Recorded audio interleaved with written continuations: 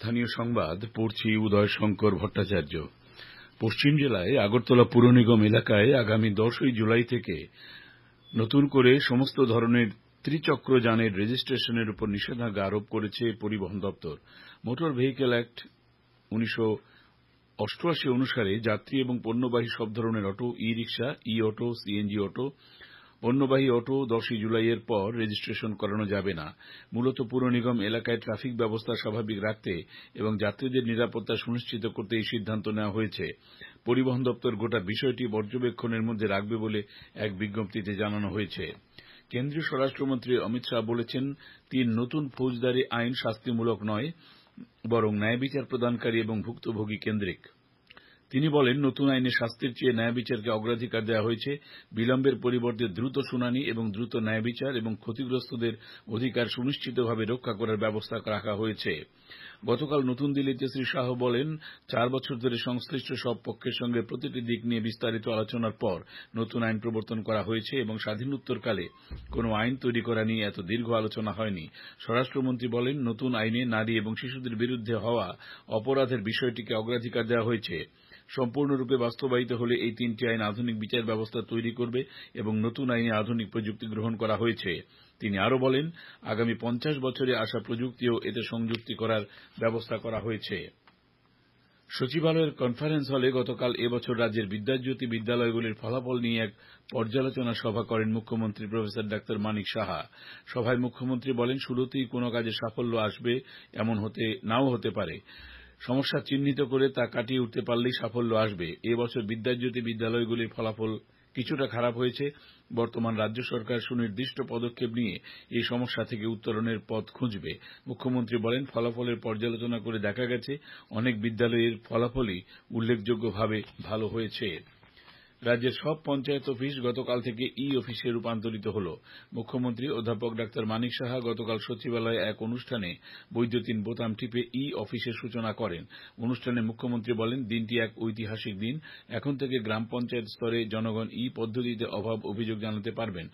অনুষ্ঠানে উপস্থিত ছিলেন তথ্য প্রযুক্তি মন্ত্রী প্রণজিৎ সিংহ রায়, মুখ্য সচিব জে.কে. সিনহা প্রমুখ। মুখ্যমন্ত্রী অধ্যাপক ডাক্তার মানিক সাহা গতকাল আগরতলার প্রজ্ঞা ভবনে আয়োজিত এক অনুষ্ঠানে রাজ্যভিত্তিক স্টপ ডায়রিয়া ক্যাম্পেইনের আনুষ্ঠানিক সূচনা করেন। তিনি বলেন, পেটের রোগ ডায়রিয়া প্রতিরোধে পরিষ্কার পরিচ্ছন্নতার বিষয়ে সকলকে সচেতন হতে হবে।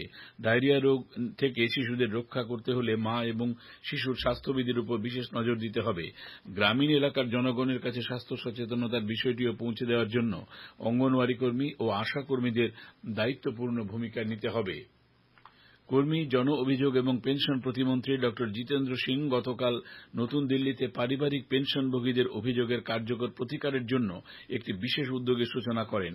পেনশন এবং পেনশনভোগীদের কল্যাণ বিভাগের 100 দিনের কর্মপরিকল্পনার অংশ হিসেবে গতকাল থেকে 31 জুলাই পর্যন্ত পারিবারিক পেনশনভোগীদের অভিযোগের কার্যকর প্রতিকারের জন্য একটি মাসব্যাপী বিশেষ প্রচারাভিযান শুরু করা হয়েছে, যাতে 47টি মন্ত্রক এবং বিভাগ অংশগ্রহণ করবে। কৈলাসহর সার্কিট হাউসের কনফারেন্স হলে গতকাল সন্ধ্যায় এক সাংবাদিক সম্মেলনে 3টি নতুন ফৌজদারি আইনের বিভিন্ন দিক নিয়ে আলোকপাত করা হয়। উপস্থিত ছিলেন ঊনকোটি জেলার জেলাশাসক দিলীপ কুমার চাকমা, অতিরিক্ত জেলাশাসক দশরথ দেববর্মা ও অর্ঘ্য সাহা, অতিরিক্ত পুলিশ সুপার ভি দার্লং প্রমুখ। তাঁরা বলেন, নতুন আইনে কোনো অপরাধমূলক ঘটনার শিকার ব্যক্তিকে মামলা নথিভুক্ত করার 90 দিনের মধ্যে তদন্তের অগ্রগতি সম্পর্কে জানাতে হবে। এই 3টি আইন নাগরিকদের প্রকৃতপক্ষে ন্যায় বিচার সুনিশ্চিত করবে। রাজ্যভিত্তিক অনূর্ধ্ব 15 বছর সুব্রত মুখার্জি কাপ ফুটবল আসরে উদ্বোধনী ম্যাচে পশ্চিম জেলা খেলবে খোয়াই জেলার বিরুদ্ধে। উমাকান্ত মিনি স্টেডিয়ামে 4 জুলাই সকাল 11টায় হবে ম্যাচটি। 3 দিন ব্যাপী হবে এই আসর। 5 জুলাই সকালে গ্রুপ লিগের ম্যাচ এবং বিকেলে হবে 2টি সেমিফাইনাল ম্যাচ। 6 জুলাই সকালে হবে ফাইনাল ম্যাচ। পশ্চিম জেলা স্কুল স্পোর্টস বোর্ডের যুগ্ম সচিব মদন বণিক এ খবর জানিয়েছেন। রাজ্যভিত্তিক সিনিয়র ক্রিকেট প্লেট গ্রুপের ফাইনাল আজ ফের মুখোমুখি হবে তেলিয়ামুড়া এবং আমবাসা। পুলিশ ট্রেনিং একাডেমি মাঠে হবে ম্যাচটি। বৃষ্টির জন্য 28 এবং 29 জুন উদ্যোগ নিয়েও ফাইনাল ম্যাচটি অনুষ্ঠিত হয়নি। এদিকে এলিট গ্রুপের দ্বিতীয় সেমিফাইনাল ম্যাচটি আজ হবে। ফাইনালে যাওয়ার লড়াইয়ের মুখোমুখি হবে সদর এবং উদয়পুর। ধর্মনগরের কলেজ স্টেডিয়ামে এই ম্যাচটি হবে। 4 জুলাই হবে ফাইনাল ম্যাচ। রাজ্যের ধলাই এবং গোমতী জেলায় আজ ভারী বর্ষণের পূর্বাভাস জারি করেছে আবহাওয়া দপ্তর। এর সঙ্গে রাজ্যের অন্যান্য জেলাগুলিতেও অতিরিক্ত বৃষ্টিপাতের সম্ভাবনা রয়েছে। আবহাওয়ার পূর্বাভাসে জানানো হয়েছে আকাশ সাধারণত মেঘলা থাকবে। গতকাল সকাল থেকে আজ ভোর পর্যন্ত বৃষ্টিপাতের পরিমাণ ছিল 30.1 মিলিমিটার।